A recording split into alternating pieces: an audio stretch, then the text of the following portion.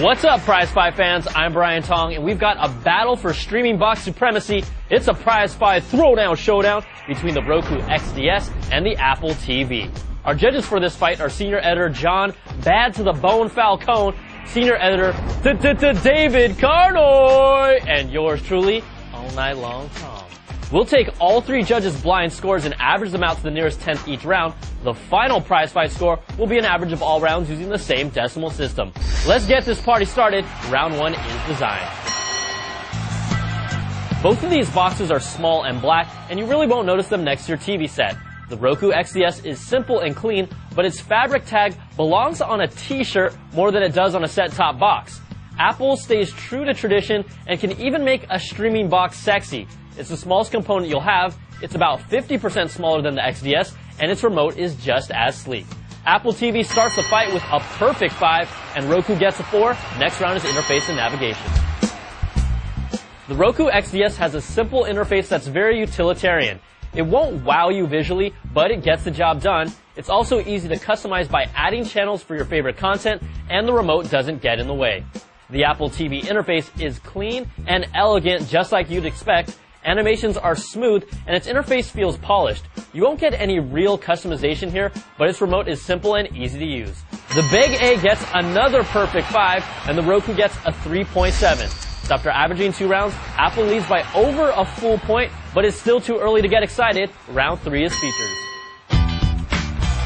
With the media box, you want options, and the Roku XDS connects to any TV with HDMI up to 1080p, component video, and composite. There's also a USB port for potentially streaming content off a connected thumbstick or hard drive in the future.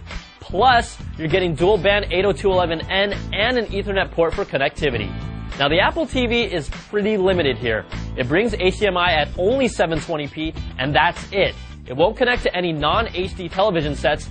Networking options include Wi-Fi and Ethernet, but it's pretty slim pickings. Roku strikes back with a perfect 5 of its own, and Apple gets a 3. Next round is content. With media streaming boxes, content is king. Netflix is the flagship service on both boxes, but you know us, we're hungry for more. Now, the Roku shines with over 100 channels of content like Amazon Video On Demand, Hulu Plus, Pandora for music discovery, and streaming music from the cloud with MP3 tunes.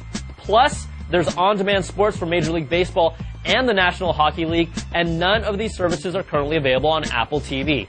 Now, beyond Netflix, Apple's box has access to content from iTunes, but key shows like House, Fringe, or Modern Family aren't even available at the moment. It can stream iTunes from PCs on your local network, and you can watch YouTube. You can use AirPlay to view content from iOS devices on the big screen, but not all media content can be viewed, like videos playing in Safari or movies you recorded on your iPhone. It's a killer innovation, but it's still not fully baked. The Roku gets another 5 with its myriad content solutions, and the Apple TV gets a 3. So after averaging 4 rounds, Roku has taken the lead by 0.4 of a point. This one is still close, and the final round that decides it all is value. For $99, the Roku XDS brings the best video and audio streaming services on the web with every connectivity option you can think of.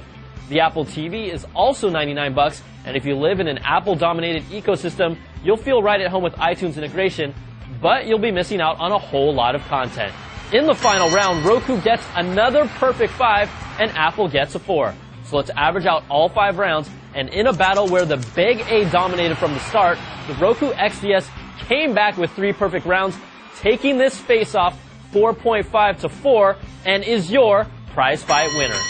Both of these streaming boxes will continue to mature with new features and content, but the decision really comes down to your desire to stay in the Apple world or experience all the services that Roku has to offer. I'm Brian Tong. Thanks for watching, and we'll catch you guys next time for another Prize Fight. Whoop-ah!